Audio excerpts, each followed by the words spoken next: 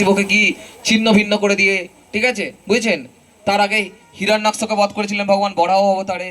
তো ভগবান তারপর যখন বামন রূপে পৃথিবীতে এলেন, তখন হয়েছে কি, তখন ইন্দ্রের সাথে বলি মহারাজের খুব যুদ্ধ চলছে। কার সাথে কার? ইন্দ্রের সাথে বলি মহারাজের। বলি মহারাজ হচ্ছে অসুর কুলে প্রহ্লাদ মহারাজের নাতি, পৌপুত্র ছিলেন, পৌত্র ছিলেন বলি মহারাজ, বুঝেছেন? তো যেহেতু প্রহ্লাদ মহারাজ অসুর কুলে ছিল, কিন্তু ভগবানের পরম ভক্ত প্রহ্লাদ, হিরণ্যকশিপুকে হত্যা করে ভগবান কাকে উদ্ধার করেছিল? প্রহ্লাদকে, নৃসিংহদেব রূপে। সেই প্রহ্লাদ যেহেতু অসুর কুলে ছিল, হিরণ্যকশিপুরের সন্তান, তাই অসুর কুলে বলি মহারাজ অবতীর্ণ হয়েছিলেন, বুঝেছেন? তো বলি মহারাজ অসুর কুলে অবতীর্ণ হয়ে ইন্দ্রদেবের সাথে ওনার ঘোরতর যুদ্ধ হয়, বুঝেছেন? ইন্দ্রকে স্বর্গের কি দেবতা, রাজা, তাই তো নাকি? তো ইন্দ্রদেবের সাথে বলি মহারাজ অসুরদের সাথে দেবতাদের যুদ্ধ হচ্ছে, ঠিক আছে? তো তখন হয়েছে কি, ইন্দ্র প্রথমে হারিয়ে দেয় বলি মহারাজকে। তো বলি মহারাজ তখন বিশাল যজ্ঞ করে। তো সেই যজ্ঞ করে বলি মহারাজ পরাক্রমশালী ক্ষমতা পায়। সবাই শুনুন গল্পটা, স্টোরিটা, লীলাটা। তো তারপরে বলি মহারাজ প্রবল পরাক্রমশালী হয়ে ওঠে যজ্ঞর মাধ্যমে। তখন সে ইন্দ্রদেবকে আক্রমণ করে এবং ইন্দ্রদেবকে যুদ্ধে হারিয়ে দেয়, বুঝছেন? তো হারিয়ে দিয়ে অসুর রাজ প্রতিষ্ঠা করেন স্বর্গে, ঠিক আছে?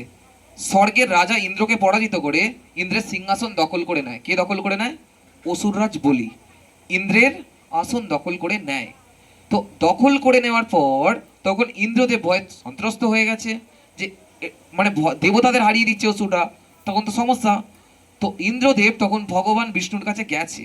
তো বলি মহারাজ দিন দিন যত বেশি যজ্ঞ করছেন তত বেশি আরো কি হচ্ছেন, শক্তিশালী পরাক্রমশালী হয়ে যাচ্ছেন। উনি তখন ওনার ইচ্ছা গেল আমি ইন্দ্রের পদ লাভ করব। কার পদ লাভ করার ইচ্ছা গেল? ইন্দ্রের পদ লাভ করব, ওনার ইচ্ছা গেল। তো ইন্দ্রের পদ যখন উনি লাভ করতে চাইছেন, তখন হয়েছে কি, এরকম ইন্দ্রের পদ লাভ করা যায় না, তো ব্রহ্মা পর্যন্ত পদ লাভ করা যায়। আপনি চাইলে ব্রহ্মা হয়ে যেতে পারেন।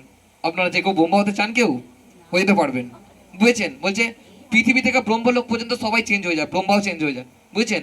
ব্রহ্মার একটা টাইম আছে, তারপর ব্রহ্মাও চেঞ্জ হয়ে যাবে। আপনি যদি সেই লেভেলে তপস্যা করেন, আপনিও ব্রহ্মা হয়ে যেতে পারবেন। মানে আপনি তো আবার পৃথিবীর মালিক হয়ে যাবেন, ব্রহ্মার রূপে চালাবেন। একমাত্র শিব লোক আর বিষ্ণু লোক চেঞ্জ হয় না। ব্রহ্মলোকের ওপরের লোক হচ্ছে শিবলোক, তার ওপরের লোক বিষ্ণু লোক। শিবজি যিনি, তিনি শিবজি থাকেন, ওনার লোক চেঞ্জ হয় না। পৃথিবীর পিঁপড়ে থেকে ব্রহ্মা সবাই চেঞ্জ হয়ে যায়, সব রোটেশন হয়। ভগবান গীতা এটা বলেছেন যে আব্রহ্ম ভুবনার লোকা পুনরাবর্তিন অর্জুন মাম উপত্যে তু কন্তে ও পুনর্জন্ম না বিদ্যতে। মানে পৃথিবী থেকে ব্রহ্মা প্রত্যেকেই চেঞ্জ হয় এবং প্রত্যেকেরই পুনর্বার জন্ম হয়, কিন্তু আমার ভক্ত যে ভক্তি সহকারে আমার যত্ন করে, সেবা করে, তার আর পৃথিবীতে পুনরায় জন্ম হয় না। এটা ভগবান কথা দিয়েছে, ঠিক আছে, গীতায়। তো ব্রহ্মাও চেঞ্জ হয়ে যায়, ওনার একটা পিরিয়ড থাকে যে এত বছর উনি ব্রহ্মা থাকবেন, শাসন করবেন, তারপর চেঞ্জ হয়ে যাবেন। যথারীতি ইন্দ্রও চেঞ্জ হয়ে যায়। তো ইন্দ্রের দিব্য 100 বছর পর ইন্দ্রের সিংহাসন চলে যায়।